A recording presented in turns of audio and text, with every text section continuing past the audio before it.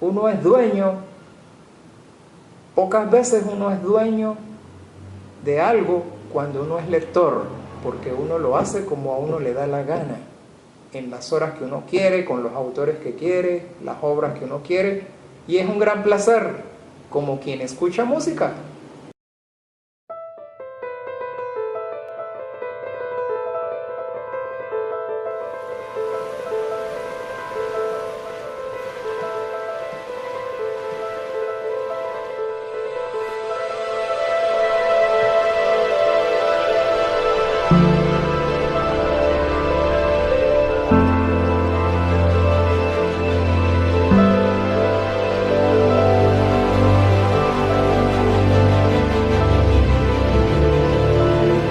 ¿Por qué leer? Y también habría mil respuestas diferentes de acuerdo con el lector. ¿Por qué lee una persona?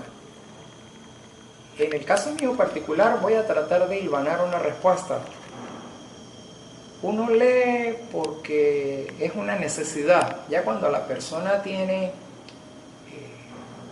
el dominio del alfabeto, y el alfabeto tiene que ver incluso con la existencia diaria, cotidiana, profesional o la existencia pues, de una persona común y corriente, pues uno lee como una necesidad vital, de manera organizada o de manera desorganizada. Se convierte en una necesidad, incluso inconsciente, que uno lo hace como quien toma agua, como quien toma café, como quien se desayuna, como quien respira, como quien necesita dormir para descansar y reponerse. Pues la lectura es eso. Yo creo que en última instancia termina siendo uno un lector sin darse cuenta de que está leyendo constantemente. Yo creo que ese es el caso mío. La lectura es mi oficio. Uno lee incluso, y la lectura pues, esta es otra derivación de la respuesta, que hay muchos tipos de lectura. Una lectura sistemática, metódica, y una lectura informal, que es más para el disfrute, el placer. Pero en todo caso es una necesidad vital, la lectura.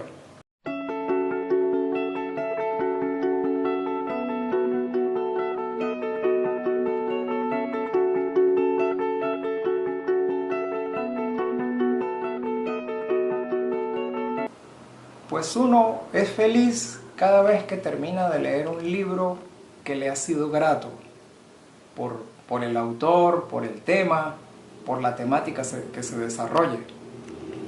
Yo creo que uno es una persona feliz, es un lector feliz cuando termina de leer un trabajo que le satisface.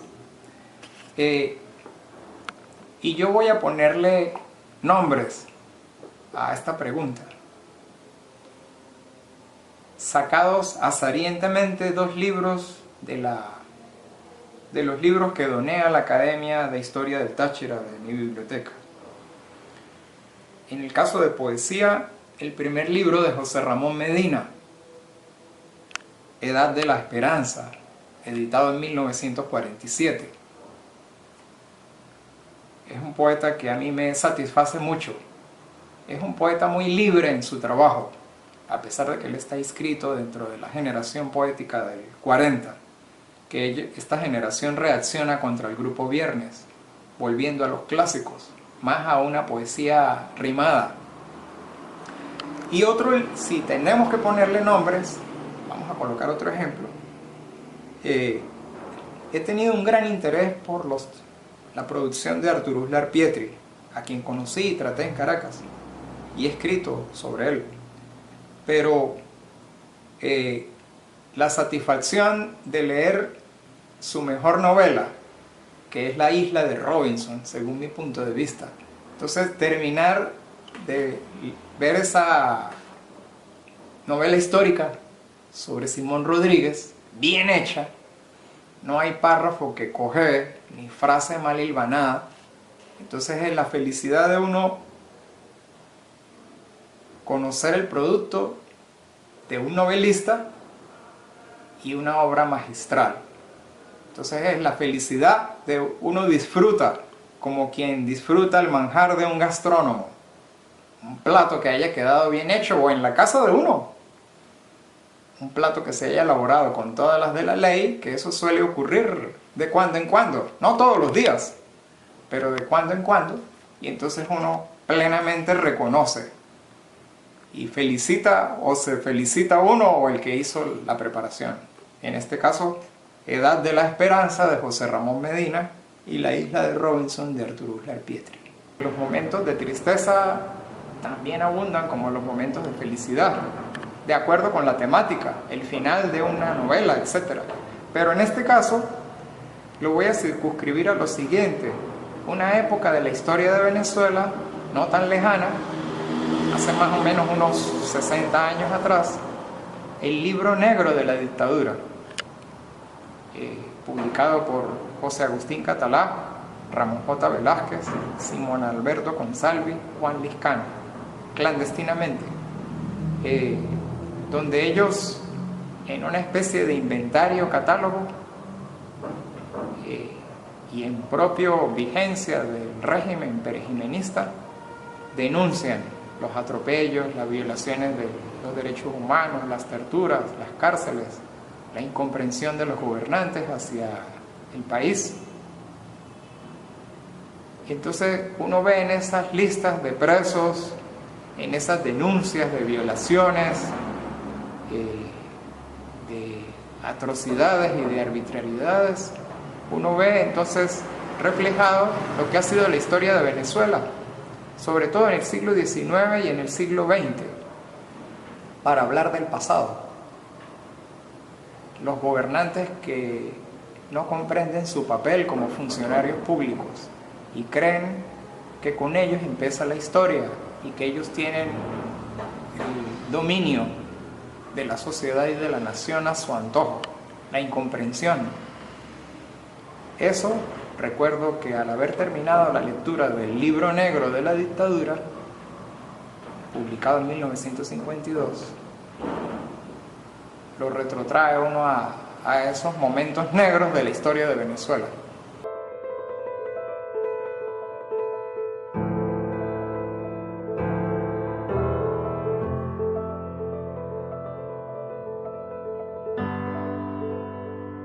Ya con fines profesionales, pues el libro tiene mucho que ver directamente, porque son como las herramientas del carpintero.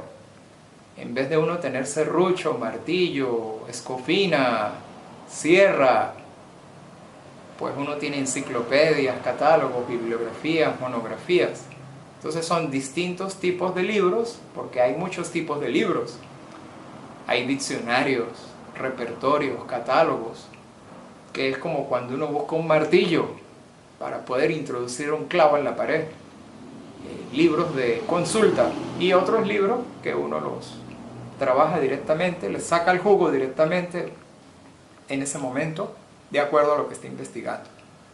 De tal manera que los libros son una herramienta de trabajo que se usan cotidianamente sin uno darse cuenta, como hace el carpintero en su taller, que usa las herramientas sin darse cuenta. Igual hace un historiador o un profesor de historia. Empecemos por Tulio Febres Cordero, el patriarca de las letras merideñas. En mis días de Mérida, en los años 80, en la década de los 80, pues tuve la oportunidad de leer todos sus libros los leí, incluso están recopilados en las obras completas, en las 2 ediciones que se han hecho.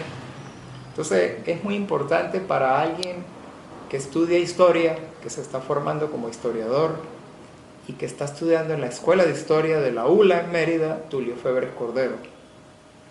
Uno tiene la oportunidad de leer sus libros, de ir a la biblioteca Febres Cordero, que en mis tiempos quedaba en la casona del Parque La Isla. No es en el edificio moderno en el centro de la ciudad, al frente de la Plaza Bolívar, sino allá, que eso lo remitía a uno al campo, a la naturaleza, al aire puro, al ruido, al murmullo de las quebradas que pasaban cerca, al murmullo del río Albarregas, y uno se iba a pie, incluso iba por caminos y por trochas, y entonces uno se imaginaba el tiempo de Don Tulio, con sillas de suela, mesas duras de madera, tinajero, toda esa casona que el visitante todavía puede disfrutar esa casona en el Parque La Isla en Mérida. Pero no era para uno pensar y escribir como Don Tulio, que desde luego tiene un sabor de anticuado y de viejo y de otro, un autor de tiempos idos, sino para uno disfrutar del autor más entrañable que ha tenido Mérida, historiador con las armas y la vocación de su época, las posibilidades de su época. Recordemos que Tulio Febres Cordero nació en 1861 y murió en 1938. Y así como hablamos de Tulio Febres Cordero, pues hablemos de Mariano Picón Salas, que él no se quedó en Mérida y que no tiene, a pesar del paso del tiempo, ese aire, ese sabor anacrónico y de tiempos idos y de cosa pasada de moda. En el caso de Mariano Picón Salas, pues es un gran ensayista. Él abandona Mérida en 1920 en Caracas mientras hace diligencias para irse a Chile y quiere hacer su vida en Chile. Publica un libro que se llama Buscando el Camino. Creo que no había cumplido los 20 años. Buscando el Camino.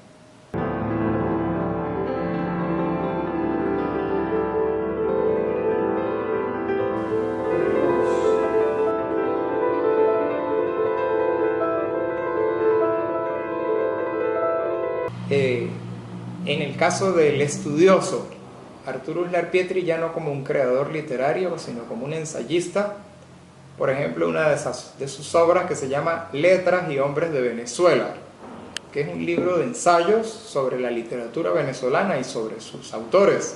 Es un libro muy sugestivo que lo lleva a uno a conectarse con otros autores, tanto venezolanos como extranjeros. Uslar es un autor que le abre a uno caminos y posibilidades de seguir, no quedarse estático. Y también en el plano de los ensayistas vamos a mencionar dos de distintas épocas, entre estos libros sacados al azar de las estanterías, libros que forman parte de mi biblioteca pero que están en otro recinto ahora. Fernando Paz Castillo, el gran escritor caraqueño, entrañable, un hombre que vivió casi 100 años, murió de 90 y pico de años, y es un gran cronista, ensayista, poeta. Pero saben que Paz Castillo es un gran escritor de cartas. Yo tuve la oportunidad de organizar las cartas de Paz Castillo escritas para Pedro Grases, incluso publiqué algunas en 2 volúmenes, y sus cartas eran de 10, 15 páginas y eran ensayos. Por ejemplo, alguien le mandaba un libro de regalo y él le mandaba una carta de 15 páginas analizando el libro. Un gran escritor, muy olvidado en nuestro tiempo, muy desconocido por los lectores de nuestro tiempo. Un gran escritor. Y también en el terreno de los ensayistas, un libro sacado al azar que compré hace 30 años, en 1987, es La Ventana de Papel, de Ramón Escobar Salón, que la gloria de él no está en haber sido fiscal general de la República, sino haber sido un hombre de letras, de pocos libros, pero pocas veces uno ve un libro tan redondo como La Ventana de Papel. Y dejé para último el más sustancioso, que son las obras de don Pedro Grases, el Andrés Bello del siglo XX en Venezuela, que recopiló sus obras en 21 volúmenes, y aquí tenemos la carátula del tomo 1. Los 2 primeros están dedicados a Bello. Grases es el investigador por excelencia de la historia de la cultura en Venezuela en el siglo XX. autor de más de 800 trabajos. Tuve la oportunidad de conocerlo y tratarlo en Caracas, formarme con él, organicé su archivo privado y hablamos muchísimas veces. Publicamos juntos cosas, él me invitó a que colaborara con él en trabajos. Algún libro hicimos juntos. Un hombre muy generoso, un maestro catalán. Esas tardes allá en la avenida Moedano, en la Quinta Vilafranca, en la Castellana, son inolvidables. Y entrañable y permanente en cuanto al uso, las obras de Pedro Grases, los 21 volúmenes que es, como decía Roberto Lovera de Sola, la gran enciclopedia del humanismo venezolano.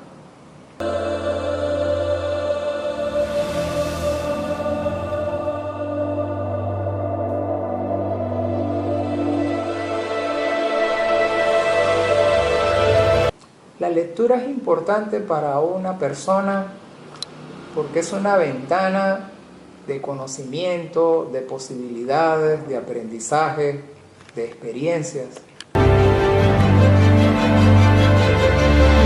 En general, para toda persona, incluso personas comunes y corrientes.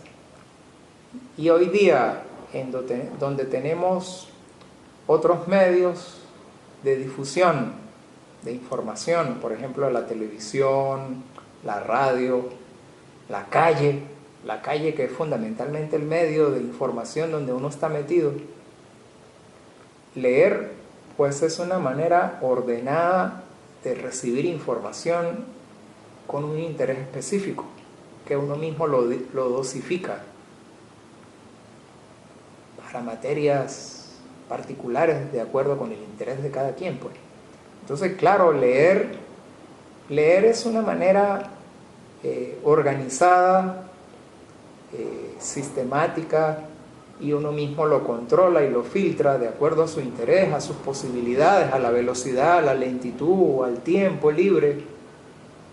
Uno es dueño, pocas veces uno es dueño de algo cuando uno es lector, porque uno lo hace como a uno le da la gana, en las horas que uno quiere, con los autores que quiere, las obras que uno quiere, y es un gran placer, como quien escucha música, pero no música para matar el tiempo, sino música para uno disfrutar de la música, después de que uno cena, se fuma un habano, un cigarrillo, se toma una copa de vino, se toma un café, los que toman café en la noche, y disfruta de la música, pero no es un ruido de fondo, sino disfrutar de la música. Igual ocurre con la lectura. Entonces son momentos de placer que puede tener una persona que tenga cierta sensibilidad. Desafortunadamente, la televisión, y hoy día en nuestra época la televisión por cable, pues esos momentos ya automáticamente la persona, no digo que no se pueda disfrutar viendo televisión, pero la gente ya automáticamente ve televisión sin darse cuenta que está viendo televisión, ya como un autómata. La lectura, lo digo para mi caso particular, la lectura, la música, la conversación, conversar con los demás, son momentos de placer y de disfrute y de conocimiento y de compartir experiencias que pueden ser paralelas a la televisión y las redes sociales y hablar por teléfono. Todo eso es importante, pero dosificado, pero no que el individuo se automatice, que todas las noches ve televisión 3 horas, cuando podría leer media hora, 1 hora y ver televisión también.